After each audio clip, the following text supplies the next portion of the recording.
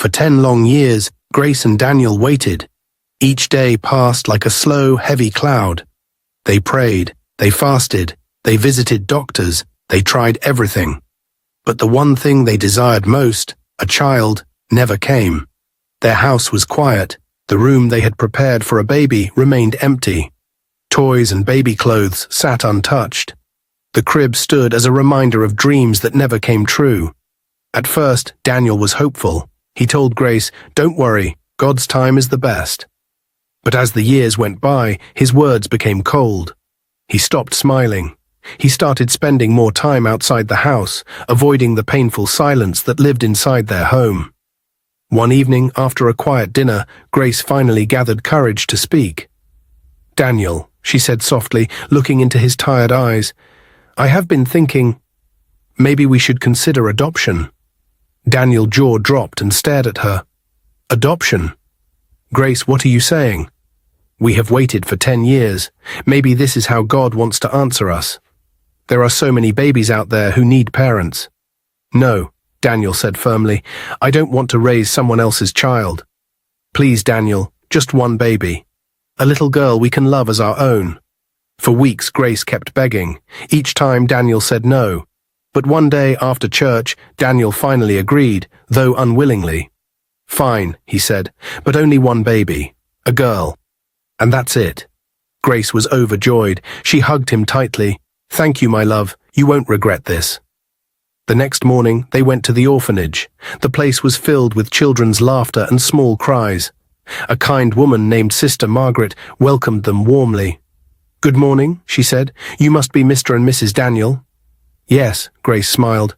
"We are here to adopt a baby girl." Sister Margaret nodded. "Please, come with me." As they walked through the orphanage, Grace noticed a group of 6 little girls sitting quietly in a corner. They were holding hands, their faces filled with sadness. They looked so fragile and scared. Sister Margaret stopped and lowered her voice. "These girls lost their parents in a plane crash just 1 month ago. They are sisters. The youngest 4 are quadruplets, and the other 2 are their elder sisters." Grace's heart broke. She couldn't take her eyes off them. The little girls looked at her with tearful eyes, as if begging silently for help. "Has anyone come for them?" Grace asked. "No," Sister Margaret sighed. "Everyone wants only one child. Nobody wants to take all 6. But I don't want to separate them. They have lost enough already." Grace's eyes filled with tears. She turned to Daniel and whispered, "We can't leave them like this. We have to take all 6. Daniel's face turned dark immediately. He pulled her to a corner, away from Sister Margaret. "Have you lost your mind?" he hissed. 6 children. Are you even hearing yourself? They are sisters, Daniel. If we separate them, it will break their hearts. They only have each other. Do you know how much it will cost to raise 6 children? School fees, food, clothing, hospital bills. It's not possible. Where do you expect us to get that kind of money?" Grace, wiping her tears, said with determination, "I will sell my land." Daniel's eyes widened. "The same land I begged you to sell years ago so I could start a business, and you refused. But now you want to sell it for these cursed children." "Please don't call them cursed, Daniel. They are innocent." Daniel's voice rose in anger. "I will not be part of this foolishness, Grace. Never. You want to throw away everything for strangers. You must be joking." He walked away from her angrily and left the orphanage, returning home alone. Grace stood there, her heart pounding. Tears rolled down her cheeks. She went back to Sister Margaret and said in a weak but firm voice, "Please don't give them to anyone else. I will be back tomorrow. They are my children now." Sister Margaret placed her hand gently on Grace's shoulder and nodded. "Take your time, my dear." As Grace walked out of the orphanage that evening, the sun was already setting. She whispered quietly to herself, "Tomorrow I will return for you, my children. No matter what it takes." That night, Grace sat on the edge of her bed, her eyes swollen from crying. Daniel was in the living room, watching television with a straight face, pretending nothing had happened. The air between them was heavy, filled with silence, pain, and confusion. Grace kept thinking about the 6 little girls. She saw their innocent faces over and over in her mind, their small hands holding each other tightly, their sad, scared eyes. She couldn't forget. Suddenly, Daniel entered the bedroom. "Grace," he said coldly, "I hope you have come back to your senses." Grace didn't answer. Daniel continued, "Listen to me. If you do this foolish thing, you will destroy this marriage. 6 children? We are not rich. You want to throw away your land for strangers." "They are not strangers, Daniel," Grace said softly. "They are children who have lost everything. They have no parents, no family. I have a chance to give them love. I can't walk away." Daniel shook his head. "You are being selfish. You only think with your emotions. This is not love. This is madness." Grace's voice broke. "For 10 years I prayed to hold a child. God did not answer the way we expected, but maybe this is his answer." Daniel clenched his fists. "Don't bring God into your foolishness. If you sell that land, don't expect me to support you." Grace looked into his angry eyes and said quietly, "Then I will do it alone." Daniel stormed out of the room, slamming the door behind him. The next morning, Grace went to see Mr. Matthew, a family friend who had always admired her strength. "Grace, are you sure?" Matthew asked, surprised. "Yes," she said. "I want to sell the land. Please buy it. I need the money immediately." Matthew nodded. "You're a good woman, Grace. I will pay you tomorrow morning." "Thank you," she whispered. When Grace returned home, Daniel was waiting for her. "So you've made your choice," he said bitterly. "I have," she answered. "You are selling the land just to adopt those cursed children." "They are not cursed, Daniel. Stop saying that," she shouted, her tears falling again. "If you don't want to help, at least stop cursing them." Daniel stared at her for a moment, his face cold, then walked away. That night, Grace couldn't sleep again. But this time, her tears were mixed with hope. Tomorrow, she would bring her daughters home. Early the next morning, Matthew gave Grace the money. She thanked him with all her heart and rushed to the orphanage. Sister Margaret greeted her with a warm smile. "You came back." "Yes," Grace said, breathless with joy. "Please start the process." "I'm ready." The girls were called to the office. As they entered, they looked scared, holding hands tightly. When they saw Grace, one of the elder sisters whispered to the others, "It's her." She came back. Grace knelt and opened her arms wide. "Come, my daughters." The 6 girls ran into her arms, crying. Grace hugged them tightly, tears falling freely.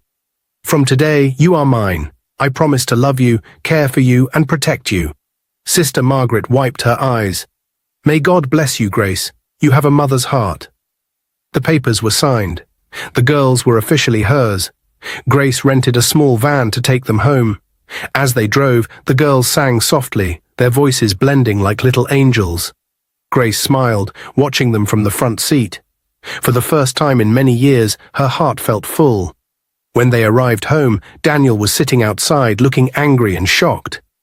"You brought them here," he shouted. "Yes," Grace answered. "They are my daughters now." Daniel laughed bitterly. "You're mad, Grace. This house is not big enough for this nonsense. Don't think I'll help you." Grace held her head high. "I never asked you to." The girls stood close to Grace, frightened by Daniel's shouting. Grace turned to them and whispered, "Don't be scared, my angels. You are safe." Days turned into weeks. Grace worked hard to care for her daughters. She woke up early to prepare their meals, helped them with schoolwork, and comforted them when they had bad dreams. Daniel stayed distant. He barely spoke to Grace or the children. He came home late, angry and bitter. The house was divided, but Grace didn't give up. Even though it was hard, Grace was happy. She finally had what she longed for, children who called her Mama. But everything was about to change again. 1 month after bringing the girls home, Daniel came home one evening looking pale and troubled. "What happened?" Grace asked softly. Daniel sat down heavily. "I lost my job." Grace's heart sank. She could see the fear in his eyes, but she tried to remain calm. "Don't worry, we will manage. God will provide." Daniel shook his head. "Manage? With 7 mouths to feed? This is a curse, Grace. I told you these children are cursed." "Please, Daniel, don't say that," Grace begged. "Don't blame innocent children for your troubles." But Daniel stood up, his voice rising. "I've had enough. I can't do this anymore." He grabbed his bag and stormed out of the house, slamming the door behind him. Grace held her head and wept. The children gathered around her, hugging her tightly. "Don't cry, Mama," one of the quadruplets whispered. "We love you." Through her tears, Grace smiled weakly and whispered, "I love you too, my angels. I will never leave you." After Daniel left, Grace knew her life would never be the same again. She was now fully responsible for 6 daughters, alone, no husband, no helper, just her faith, her love, and her courage. The money she got from selling her land was not much, but Grace was determined to use it wisely. She divided it carefully, counting every coin, planning for school fees, feeding, clothes, books, and little by little, she stretched every naira as far as she could. As the years passed, the girls grew quickly. They were bright, obedient, and hard-working. They loved their mother deeply and never wanted to disappoint her. They knew the sacrifice she had made for them. By the time they turned 18, Grace called them together for a serious talk.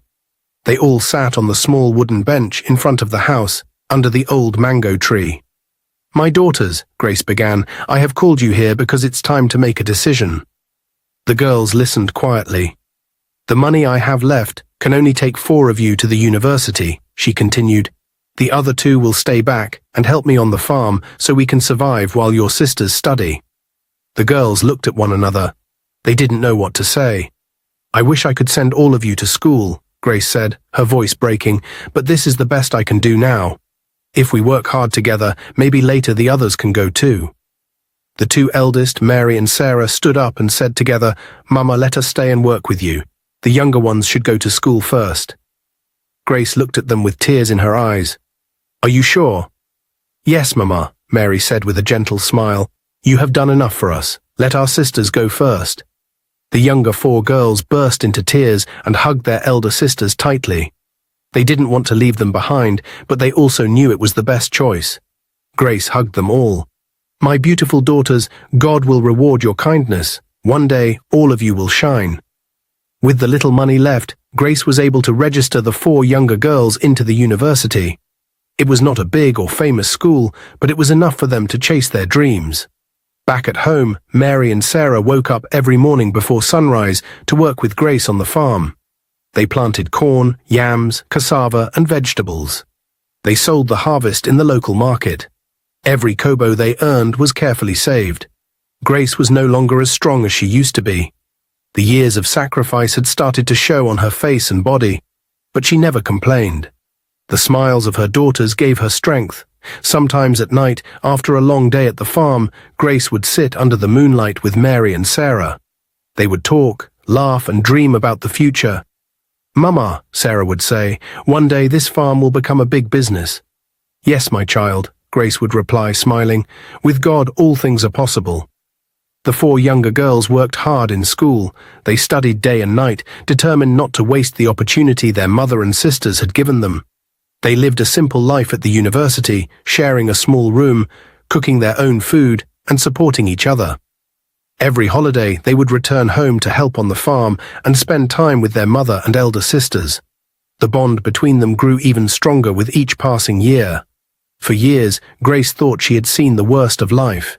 She had sacrificed everything for her daughters, and even though it was tough, they had survived with love and unity. But what she didn't know was that life was preparing another test for her faith and patience. One hot afternoon, Daniel suddenly returned. He drove into the compound with a strange look on his face, his eyes filled with pride and anger. Grace was sitting under the tree, peeling cassava with Mary and Sarah when they saw him step out of the car. At first, Grace thought maybe he came to visit, or even to make peace. But his words cut through her heart like a sharp knife. "I have come to take back my house," Daniel said coldly. Grace stood up slowly, confused. "What do you mean, Daniel?" "This house belongs to me," he said firmly. "I left it for you all these years because I pitied you. But not anymore." Grace was trembling. "Daniel, this house was built by both of us when we were still together. I raised our daughters here. I have nowhere else to go." Daniel laughed wickedly. "Those are not my daughters. They are cursed girls you adopted against my will. I have no part in them. I don't want graves living in my house." "Daniel, please," Grace begged, her voice shaking. "Don't do this. You left us. We have suffered enough." "That's your problem, not mine," Daniel replied heartlessly. "You chose those cursed children over me. Now pack your things and leave my house before I call the police." Mary and Sarah stood behind their mother, holding her hands tightly, tears rolling down their cheeks. "Please, sir, don't send us away," Mary pleaded. But Daniel ignored them. With no one to defend them, Grace had no choice but to leave. She packed what little they had and carried her daughters out of the house they had called home for so many years. With nowhere to go, Grace and the two girls found an abandoned, incomplete building at the edge of the village. The walls had no windows, the floor was bare, and there was no roof in some parts. At night, they could hear the howling wind, and sometimes wild dogs came close. But it was the only place they could stay. Still, Grace never allowed her daughters to lose hope. Every night, they knelt and prayed together. "My daughters," she would say, "this is not the end. God will turn our shame into glory." But even in their suffering, people still came to mock them. One afternoon, as Grace was cooking outside with firewood, an old friend, Felicia, came visiting. She stood, looking around with disgust written all over her face.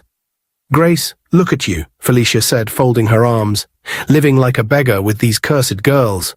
I warned you years ago, but you refused to listen." Grace kept quiet, stirring the pot slowly, but her heart was heavy. Felicia continued, "You have suffered enough for them. Why are you still punishing yourself? You could come stay in my house. I have a spare room. You don't have to suffer like this." Grace looked up slowly. "Thank you, Felicia, but we are fine." "Fine?" Felicia laughed mockingly. "In this broken house, where rain and cold beat you every day? Grace, you are too stubborn. How are you even sure these girls will remember you when they finally make it? That's if they ever make it." "They will make it, Felicia," Grace said firmly. Felicia shook her head. "Don't fool yourself, Grace. They are females. Who knows if they will get pregnant before even finishing school? Girls of nowadays cannot control themselves." "Enough!" Grace suddenly shouted. Her voice was strong and sharp. "Felicia, don't you ever open your mouth and speak evil about my daughters again. I would rather sleep under the rain with my children than enter your house filled with curses and wickedness." Felicia laughed again. "I was only trying to help." "Your kind of help is poison. Keep your foolish help to yourself," Grace snapped. "We don't need it here." Felicia's eyes turned red with anger. "You are so ignorant, Grace, foolish and stubborn. That is why God punished you and refused to give you your own children." The words pierced Grace's heart deeply, but she stood strong. She pointed her finger at Felicia. "God gave me more than children. He gave me these daughters. I love them and they love me. And mark my words, Felicia, the same God you are mocking will raise them higher than you can ever imagine." Felicia clapped her hands mockingly. "Keep dreaming, Grace. I pity you." Grace looked at her with fire in her eyes and said calmly, "Don't ever come near me or my daughters again. Never." Without another word, Felicia turned and walked away, her face filled with pride. Grace sat back down, breathing heavily. Her daughters came and wrapped their arms around her. "Mama, we are sorry," Sarah whispered. "Because of us, you are suffering." Grace smiled through her tears. "No, my angels, you are my greatest blessings. Don't ever say that again. The storm may be strong now, but the sun will shine again." That night, as the cold wind blew through the incomplete building, Grace laid on the mat with her daughters beside her. She looked up at the stars and whispered, "Lord, you see everything. Please don't forget us." And heaven was listening. Finally, after many years of hard work, the four daughters graduated. On the day of their graduation, Grace could not hold back her tears as she watched them wearing their graduation gowns. As the last daughter walked up to collect her certificate, the announcer called her name loudly, "Miss Anita Johnson, first-class honors." The crowd cheered. Grace cried with joy as she whispered, "Thank you, Lord. You never forgot us." After the graduation, the girls rushed to their mother, surrounding her with hugs. "We did it, Mama," they all said in unison, tears running down their cheeks. After graduation, the four girls went into the world to find jobs. At first, it wasn't easy. They faced rejection after rejection. "Who are your parents?" some would ask. "What experience do you have?" others would say. But they never gave up. They were their mother's daughters. They carried her strength inside them. One day, everything changed. Anita, the youngest of the four, got an interview at a big multinational company. She was nervous, but she remembered her mother's words. "Walk with your head high, my daughter." You are the child of a queen." When Anita walked into the interview room, the CEO himself was sitting there. After reading her CV, he looked at her and said, "Your results are excellent. But what is your life story? I like to know who I am employing." With tears in her eyes, Anita told him everything. About her mother's sacrifice, about living in an incomplete building, about working on the farm while schooling, and how her mother never gave up on them. The CEO was silent for a moment. Then he smiled. "You remind me of my own mother," he said. "She was also a strong woman who raised me alone. You're hired." Anita burst into tears. "Thank you, sir." But that was not all. The CEO continued, "I need people like you in this company, hard-working, loyal, brave. If you have sisters who are also as hard-working as you, tell them to apply too." Within weeks, all 4 daughters got jobs in good companies. Their salaries were not small. For the first time in their lives, they had enough money to plan for their mother's comfort. One Saturday evening, they all gathered in their small room in the incomplete building with their mother and elder sisters, Mary and Sarah. "Mama," Anita started, holding her mother's hand, "we have a surprise for you." Grace smiled, thinking it was something small. "You girls always have surprises." "No, Mama, this is different," said Rebecca, the eldest of the 4. Then Sarah and Mary brought out a set of documents. Sarah opened them and handed them to Grace. Grace looked at the papers, confused. "Apartment rent, fully paid for 1 year, and it's a 3-bedroom flat." "Yes, Mama," Mary smiled, tears in her eyes. "We have rented a big, beautiful apartment for you and for us. No more incomplete building, Mama. You deserve to live like a queen." Grace's mouth opened in shock. She covered her mouth as tears rolled down her cheeks. She could not speak. She looked at her daughters, one after another, unable to believe what she was hearing. "My daughters," she whispered, her voice shaking, "you have done this for me?" "Yes, Mama," they all said together. "You sacrificed everything for us. Now it's time for us to take care of you." Grace dropped the documents and broke into tears. She hugged them tightly as they all wept together, their tears falling freely like rain from heaven.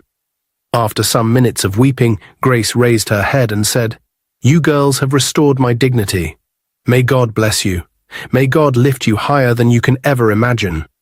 "Amen," they all replied loudly. The next day, they packed their few belongings and moved into their new apartment. As she entered the apartment for the first time, Grace stopped at the door, knelt down and said, "Lord, this is your doing. Thank you for remembering me." Mary and Sarah also got registered into school with the help of their younger sisters. They had waited for years, but finally they too were now starting their own education. "Mama," Mary said one night, "now it's our turn. We will study hard, just like our sisters, and make you even prouder." Grace held both of their hands. "My daughters, my heart is full. I am the happiest mother on earth." But the news of their success began to spread in the village. Many people who once mocked Grace started praising her. Some even said behind her back, "We never thought those cursed girls would make it." One afternoon, as Grace was coming back from the market, she met Felicia, the same friend who had once mocked and insulted her years ago.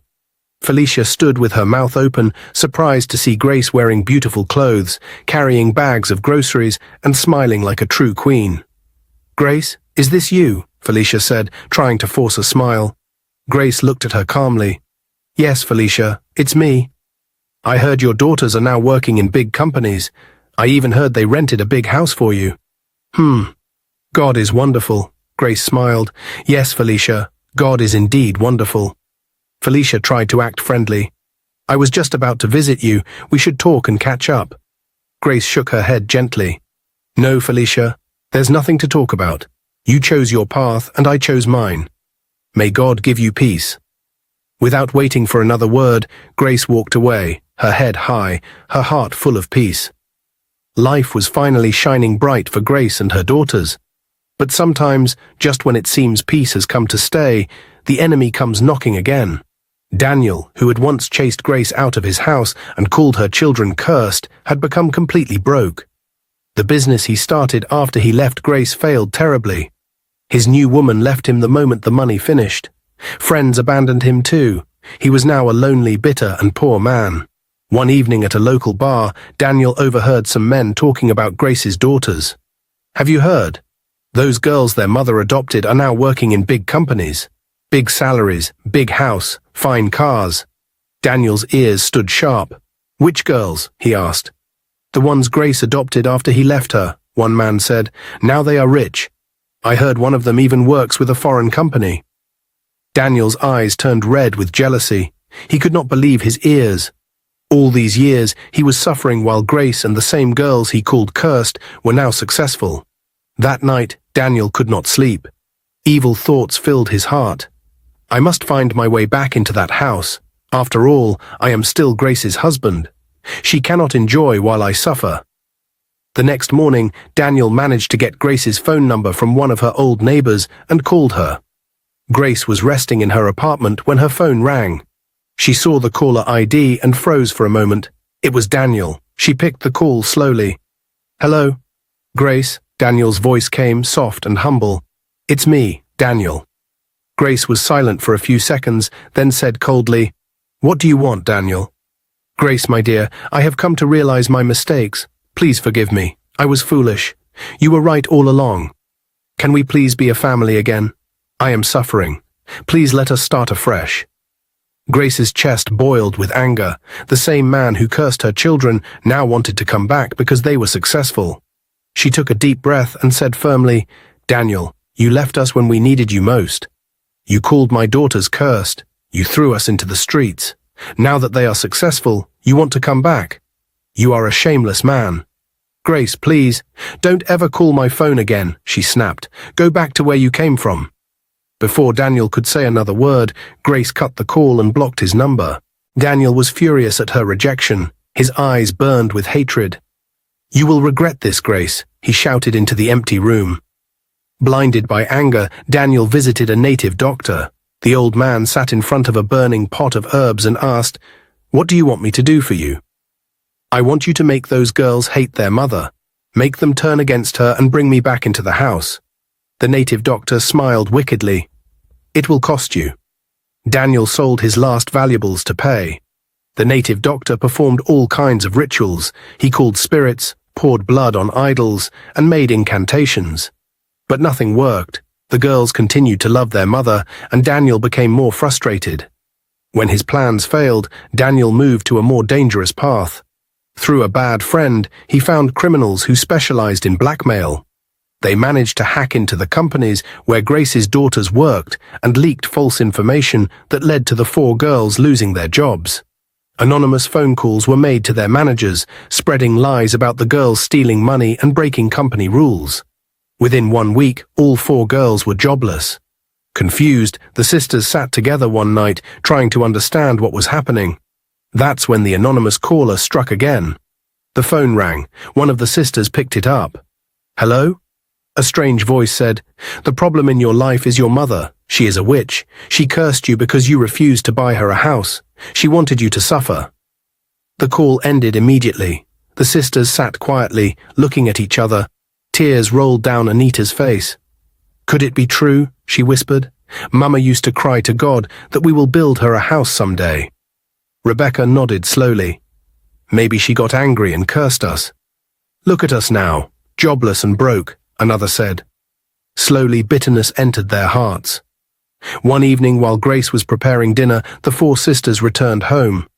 But this time they didn't come with smiles.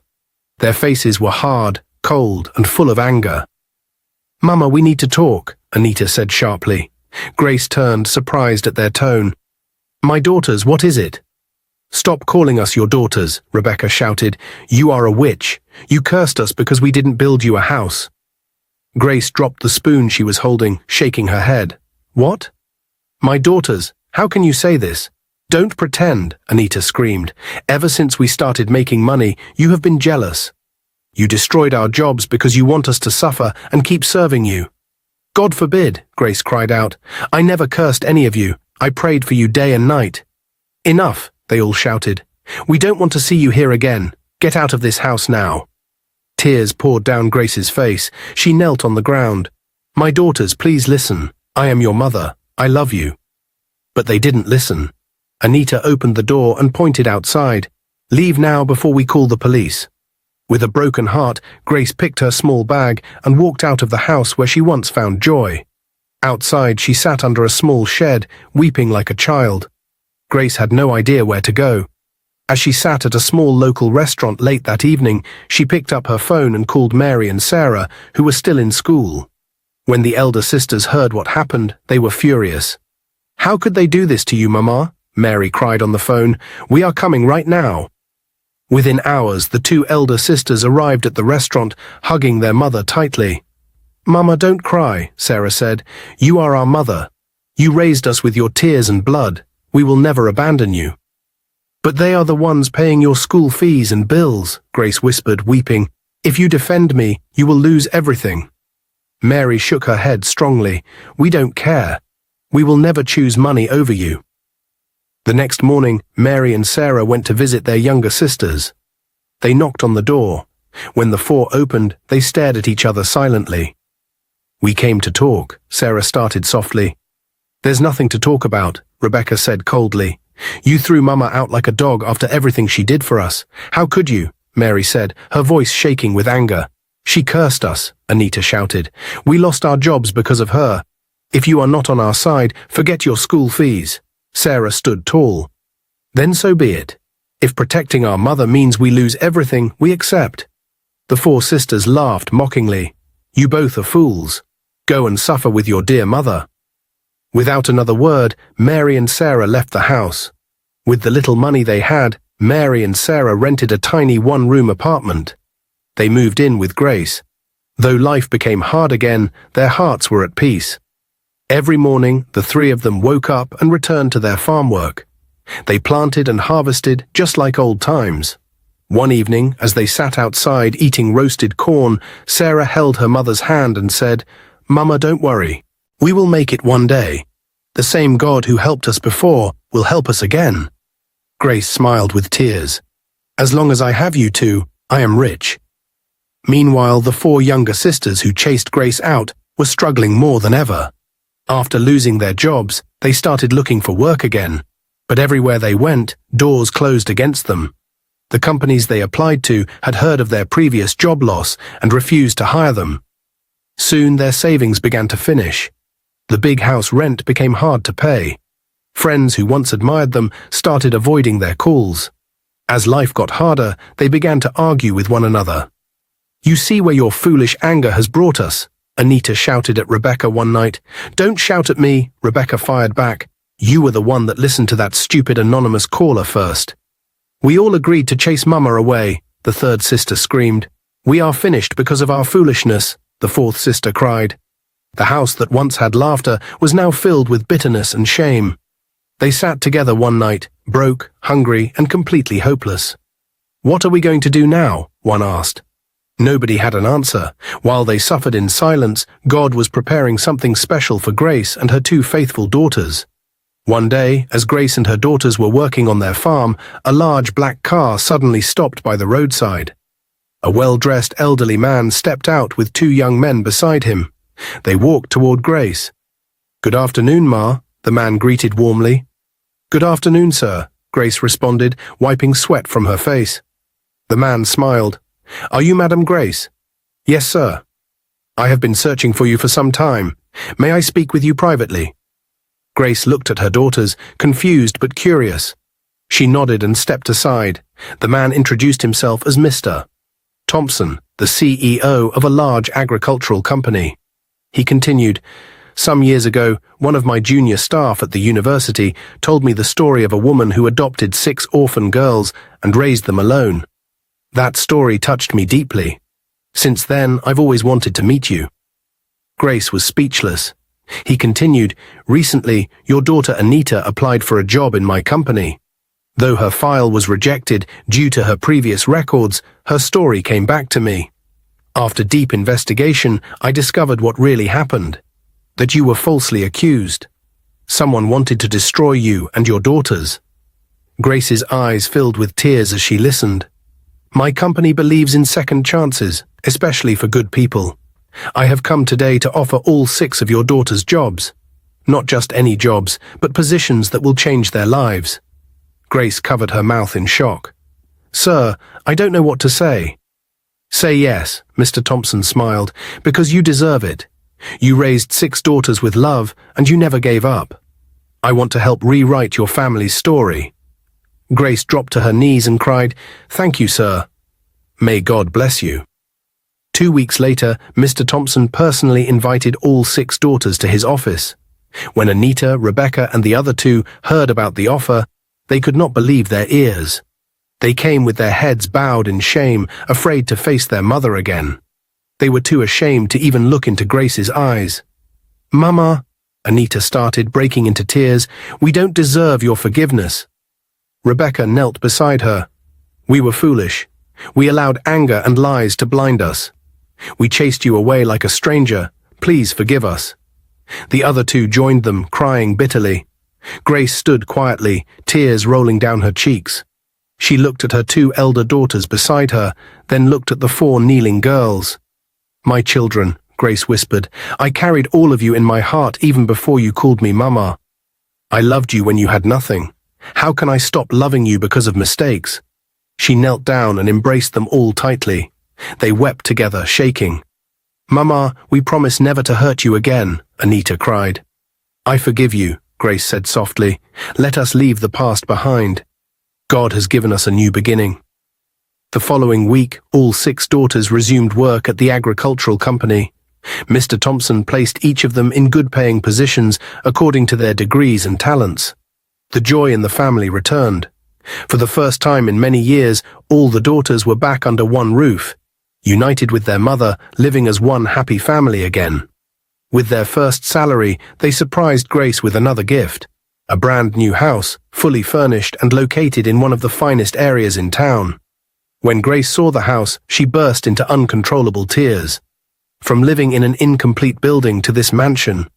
"Lord, who am I that you are so mindful of me?" she whispered in prayer. Mary and Sarah also continued their studies while working part-time in the same company, sponsored fully by Mr. Thompson. But while peace had found Grace's house, evil was still burning in Daniel's heart.